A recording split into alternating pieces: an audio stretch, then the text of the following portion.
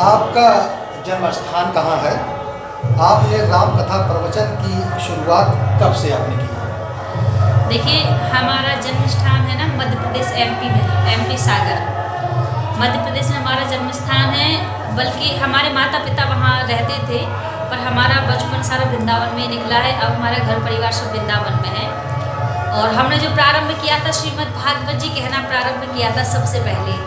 हमारे वृंदावन में जो गुरुजी हैं जिनसे हमने भागवत जी पढ़ा है, परमादरणीय श्री नेत्रपाल गुरुजी हैं जिनसे हमने भागवत जी बहुत छोटे में पढ़ा है।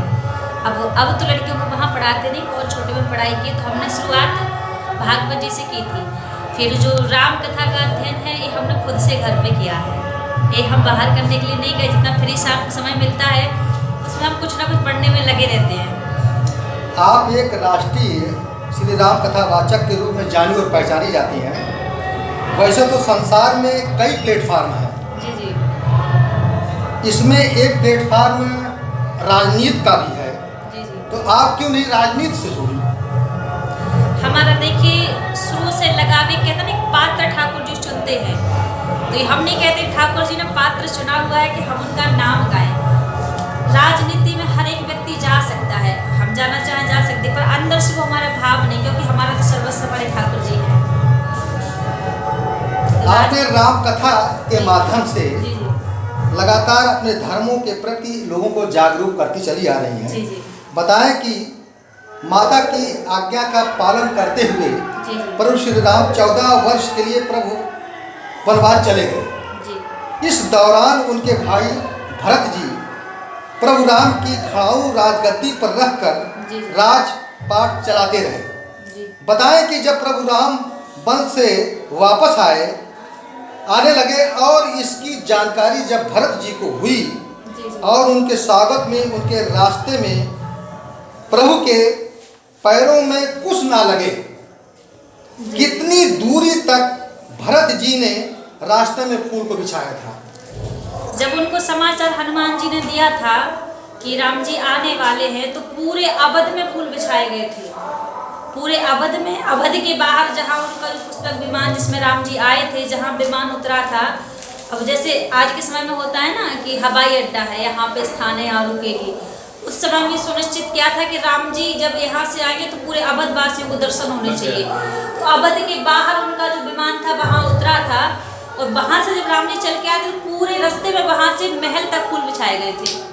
हम चाहेंगे कि इस बात को आप चौपाई के रूप में अगर आप लोगों को संदेश दें तो बहुत ही बेहतर होगा। इसका जब प्रभु वहाँ से चल के आए ना, तो अभी कथा में भी हमने श्रवण कराई है उस चौपाई को।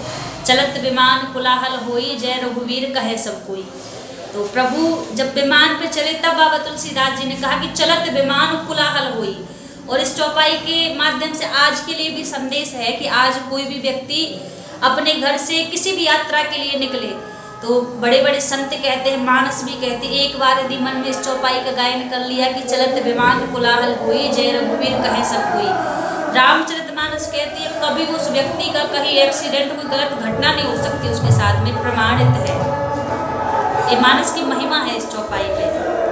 बस एक आखिरी सवाल देवी गौरी प्रिया जी, जी जी। कि 9 दिनों तक आप कथा यहाँ फूलपुर में कहती रही, आप फूलपुर वासियों को क्या संदेश देना चाहेंगे? देखिए, फूलपुर में आके एक अलग अनुभव हमें यहाँ पे मिला।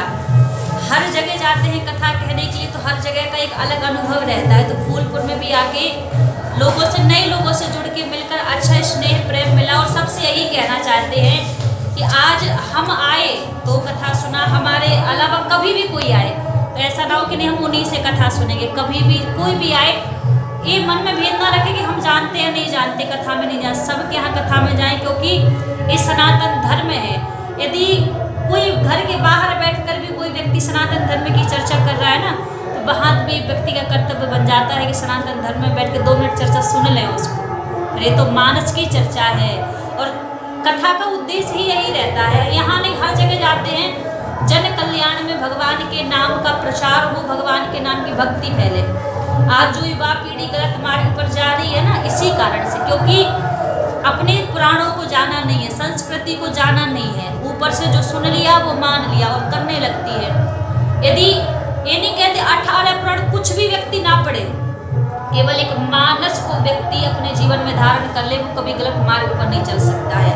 और व्यक्ति का चरित्र सुधर गया तो जीवन सुधर गया, और चरित्र को सुधारती है रामचरितमानस, क्योंकि इसमें राम जी की महिमा नहीं है। रामचरितमानस में लोग कहते राम जी की महिमा, ना, राम जी के चरित्र की महिमा है रामचरितमानस में, इसीलिए वो महान मानी जाती है। चहु शास्त्र सब ग्रंथन को रस, इसलिए कहते हैं। देवी गौरी प्रिया जी, आपने हमारे सवाल का जवाब बड़े ही सुंदर ढंग से दिया है, बहुत बहुत आपका धन्यवाद। जी जी, आप सभी का बहुत बहुत आभार, हमें आपके यहाँ आने के लिए मिला। और बस यही कहेंगे कि आप सभी प्रभु के नाम से जुड़े रहें, समय समय पर हमें भी भगवान के नाम की सेवा आपके द्वारा मिलती रहे, और बस यही स्नेह प्रेम हमेशा प्रभु से बना रहे। सबके लिए जय श्री राम, राधे राधे।